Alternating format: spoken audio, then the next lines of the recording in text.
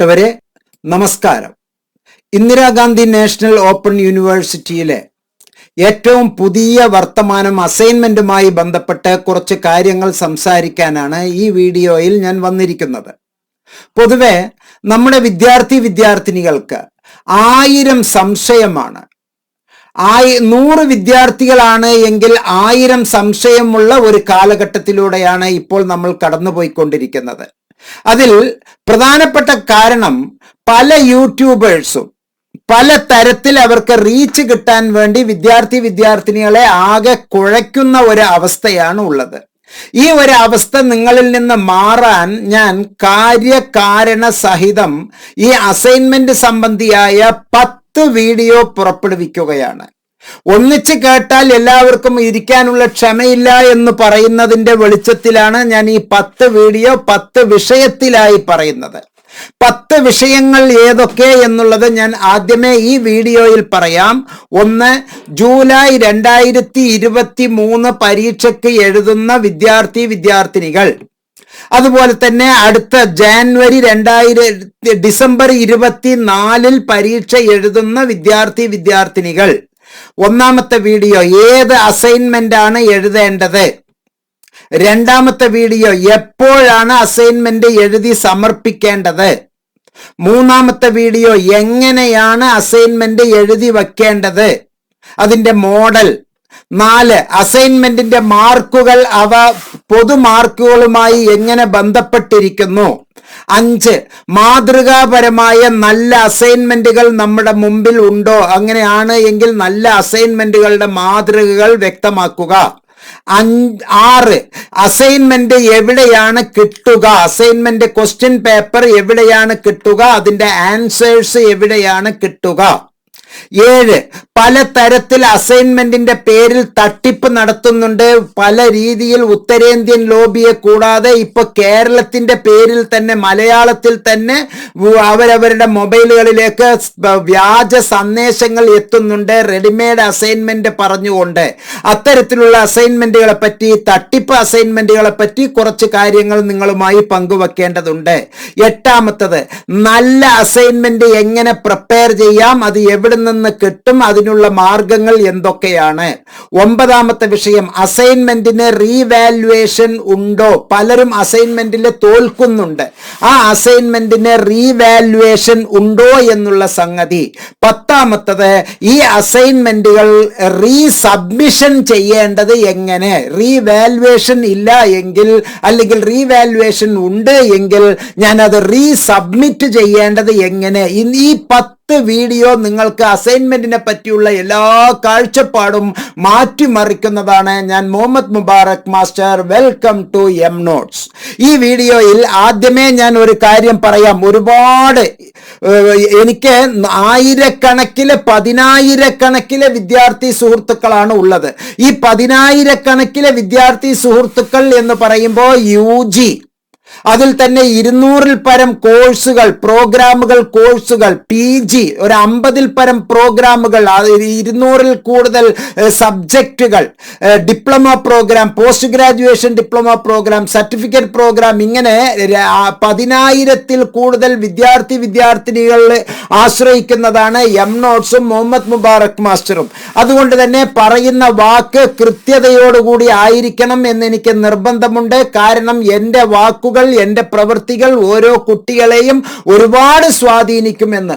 എത്ര തന്നെ പറഞ്ഞാലും മറ്റു യൂട്യൂബേഴ്സിന്റെ കടന്നുകയറ്റങ്ങൾ, അവർ പറയുന്ന വ്യാജ പ്രോപ്പഗണ്ട മനസ്സിലാക്കി കുതിര കയറി സംസാരിക്കുന്ന വിദ്യാർത്ഥികളടക്കം എൻ്റെ സുഹൃത്തുക്കളായി, എൻ്റെ വിദ്യാർത്ഥികളായി ഉണ്ട്.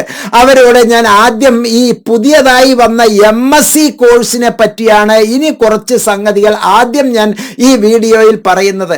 MSc physics, MSc chemistry, MSc geography, MSc statistics, അതുപോലെ തന്നെ MSc എൻവയോൺമെന്റൽ science, MSc zoology, MSc analytic chemistry, MSc biochemistry. പ്രത്യേകിച്ച് ഇതിലെ MSc ഫിസിക്സിലെ ഒരു 10 പേരാണ് എന്നെ ഇട്ട് എപ്പോഴും വട്ടം കറക്കിക്കൊണ്ടിരിക്കുന്നത്. പ്രിയപ്പെട്ടവരെ, നിങ്ങൾക്ക് വേണ്ടി വ്യക്തമായി ഞാൻ ഒരു കാര്യം ഇവിടെ പറഞ്ഞു തരാം. നിങ്ങൾ എപ്പോഴാണോ അഡ്മിഷൻ എടുത്തത്, ആ അഡ്മിഷൻ എടുത്ത സെഷന്റെ 1 കൊല്ലം പൂർത്തിയാകുമ്പോഴാണ് നിങ്ങൾക്ക് പരീക്ഷ. ഇത് ചോയ്സ് ബേസ്ഡ് ക്രെഡിറ്റ് സിസ്റ്റത്തിലെ എല്ലാ ഡിഗ്രി കുട്ടികൾക്കും ഇത് ബാധകമാണ്. Term and examination.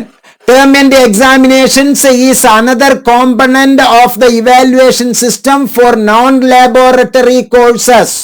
Term and examination, non-laboratory courses എന്ന് പറഞ്ഞാൽ ലാബ് ഇല്ലാത്ത സബ്ജക്റ്റുകൾ എന്നാണ് അർത്ഥം. Term and examination carries 70% weightage in final result. The laboratory courses assigned unguided experiments similar to term and examinations carry 30% weightage.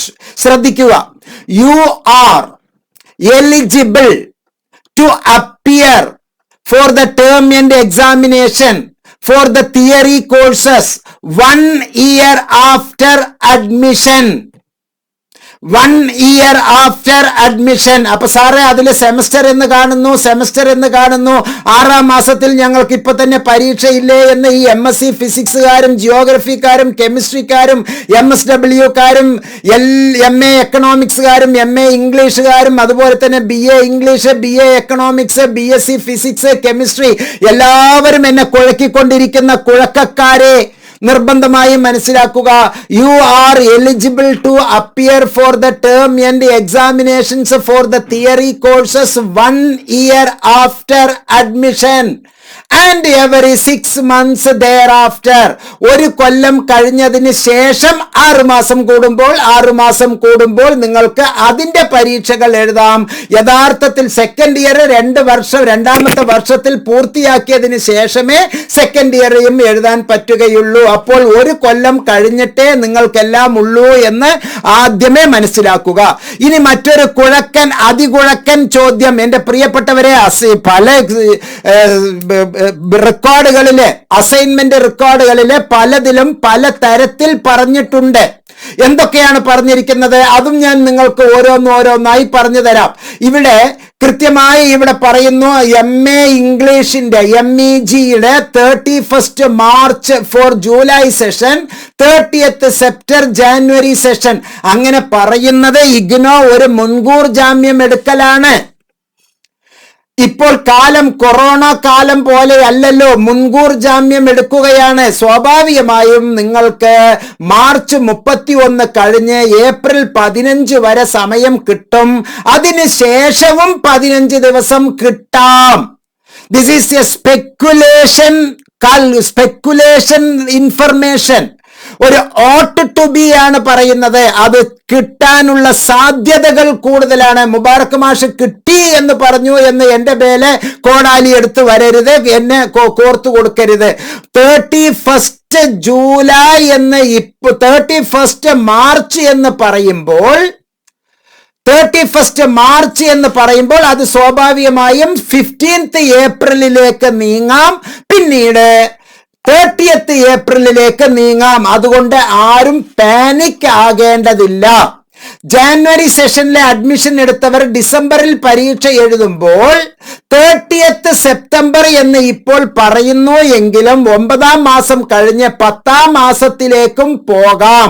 അതായത് October 15 വരെ വയ്ക്കാം, ചിലപ്പോൾ 15 ദിവസം പിന്നെയും നീട്ടിത്തരാം, അഥവാ ഒക്ടോബർ 30 വരെ ടൈം ഉണ്ട് എന്ന് പറഞ്ഞാൽ നിങ്ങൾ ഉഴപ്പരുത്. നേരത്തെ ചെയ്തു വയ്ക്കുക. മുബാറക് മാസ്റ്റർ പറയുന്നത് എപ്പോഴും നേരത്തെ ചെയ്തു വയ്ക്കുക എന്നുള്ളതാണ്. ഇതിനെ പറ്റിയുള്ള വിശദീകരിച്ചുള്ള ഇൻഫർമേഷൻ തൊട്ടടുത്ത വീഡിയോയിൽ ഞാൻ താങ്കൾക്ക് നൽകുന്നു. ഈ സ്നേഹപുരസരം ഒരിക്കൽ കൂടി ഓർക്കുക, താങ്കൾക്ക് ഏപ്രിൽ 30 വരെ വയ്ക്കാനുള്ള സമയം കിട്ടും. ബേജാറാകരുത്.